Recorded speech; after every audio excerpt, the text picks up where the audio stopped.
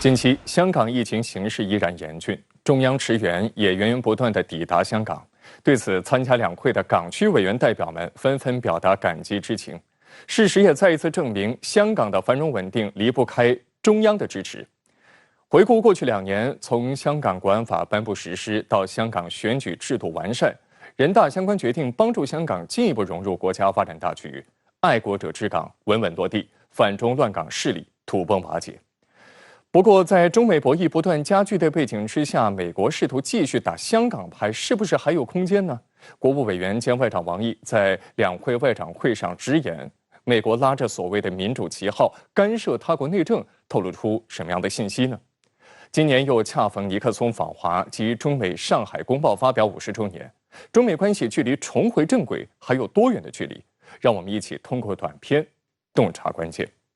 香港现在疫情非常的严峻，在我们最需要你们的时候，你给予我们大力的帮助，我想在这里衷心的向你们说一声感谢。香港与内地本来就是一家人，血浓于水，只要我们团结起来，没有什么困难我们是跨不过去的。受疫情影响，今年出席两会的港区全国人大代表和政协委员人数虽较往年有所减少，但建议提案质量不减。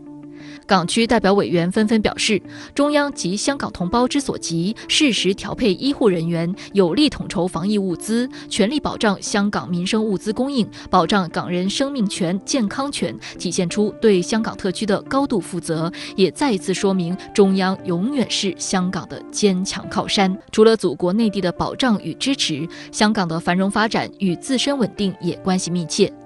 值得关注的是，无论是在全国政协13届5次会议新闻发布会，还是13届全国人大5次会议新闻发布会，发言人都提到了去年全国人大修法完善香港选举制度对维护香港稳定的社会效果。去年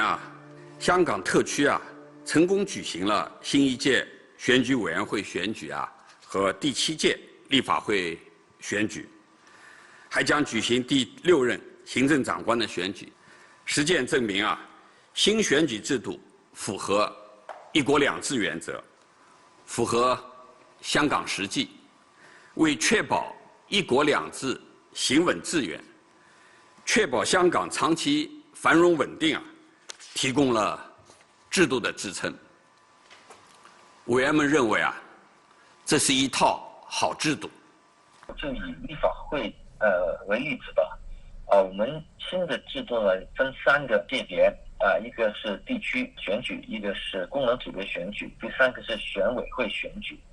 它3个界别呢就代表不同的利益和声音，尤其是呢新的选委会选举占到90席当中的40席，我们看到更多的专业人士，更多不同界别的包括智库的人士、年轻人都有机会参与到这个新的立法会。所以呢，我们看到大家是更多的从香港的整体利益出发，去议政论政，怎么让香港发展得更好安全怎么更好等等。所以呢，我看到这个生态是有很大的变化，能够让香港从由乱到治的基础上呢，能够由治及兴。正在北京出席两会的港区全国人大代表陈勇，在讲述自己的第7届立法会竞选经历时，用拨云见日、雨过天晴来形容。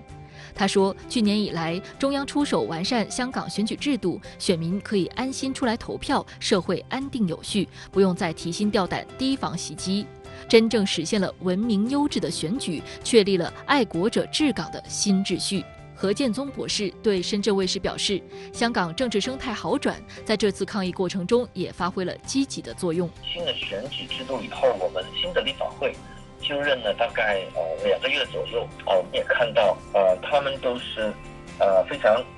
理性的去论证，尤其是疫情严重的时候呢，政府需要通过各种法律，通过各种拨款我们新的立法会议员也就在给特区政府出言献策的基础上呢，很快的去通过了必要的拨款，那对于香港市民呢也是有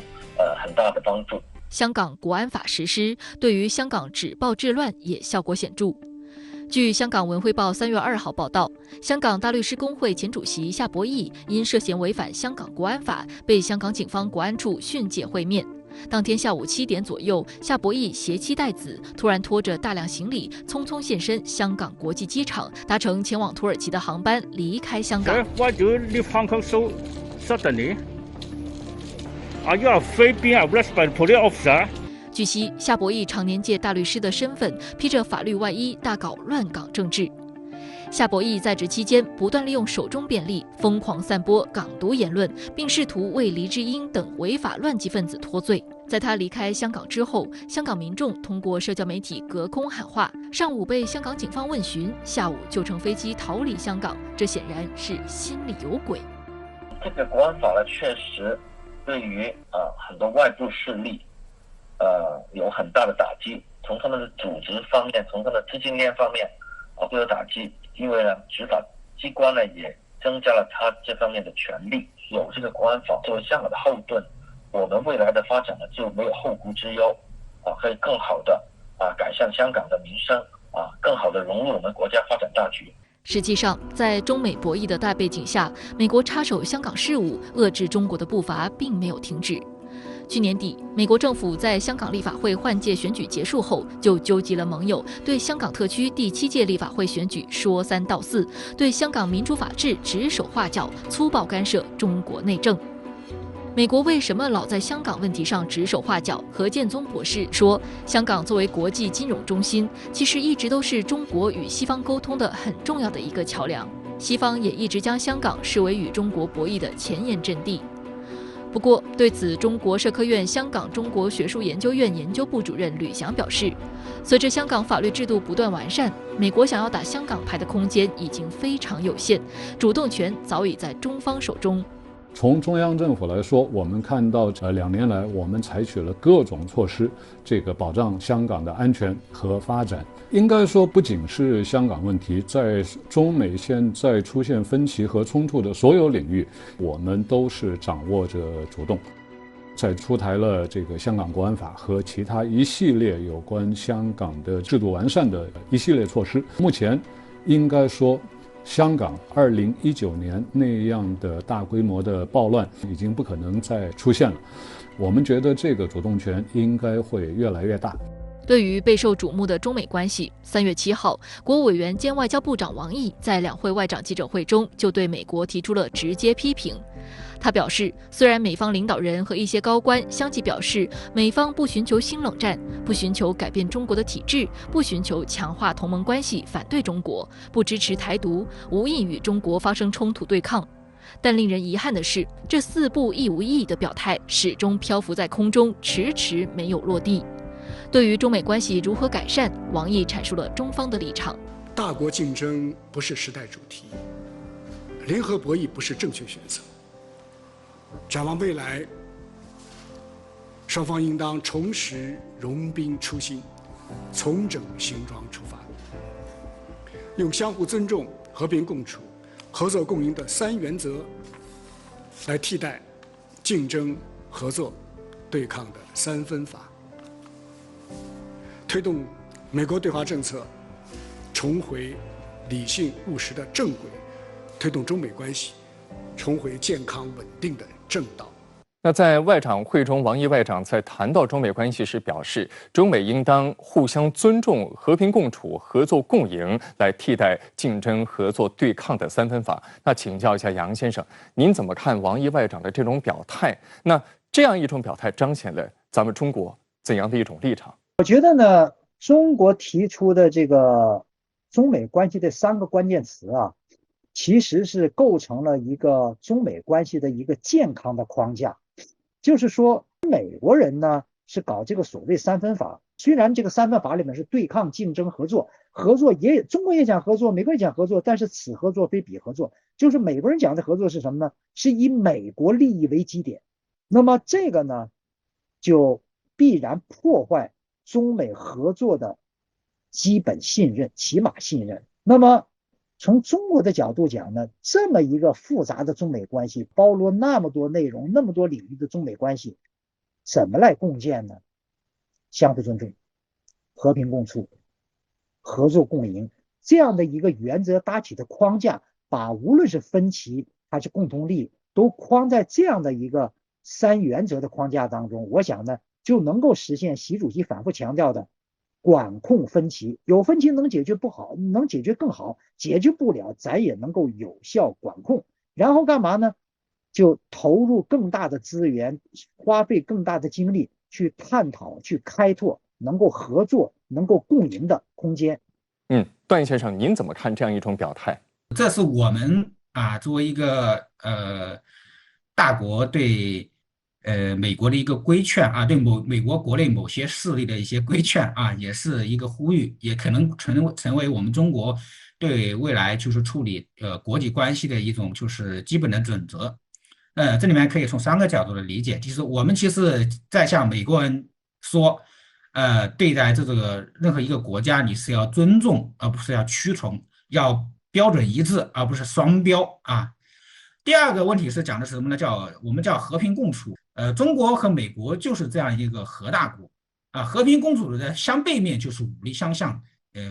在核时代分个你死我活。这种你死我活如果是2个核大国之间是根本不可能的。所以呢，美国的这个当政者也知道，就是2个核大国之间是不能动武的，这是一个底线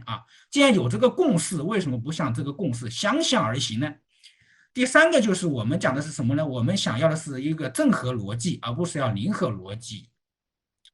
美国人就是在这个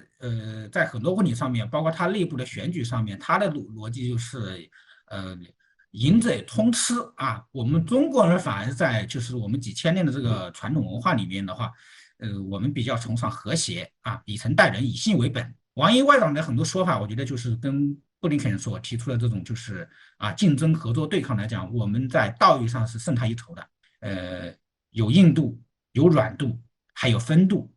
首先，对于中美关系，我们可以看到的是，从王国伟的回答当中，中国对于中美关系并没有不切实际的幻想，而这个时候，中国强调的是中国的外交政策的一贯性，强调的是中国对于中美关系进行设计这种框架当中，我们所采取的冷静的态度。中国相信的是中美应该有机会共存，可以更好的相处，也希望美国能够落实此前的一系列的承诺，包括双方元首在视频会晤当中美方释放出的信息。如果说一套做一套，那损害的不仅仅是中国，是中美关系，对于美国自身造成的反噬效果，美国也必须要看到。所以呢，针对美国，我们在不抱幻想的同时，必须要明确中美关系应有的样态，未来的发展的方向，希望美国能够重回正轨。所以在释放信息的过程当中，可以说是有理有利有节。对于美方，既进行一种非常清晰的提醒，同样呢，也释放出了未来希望与美国相向而行的善意。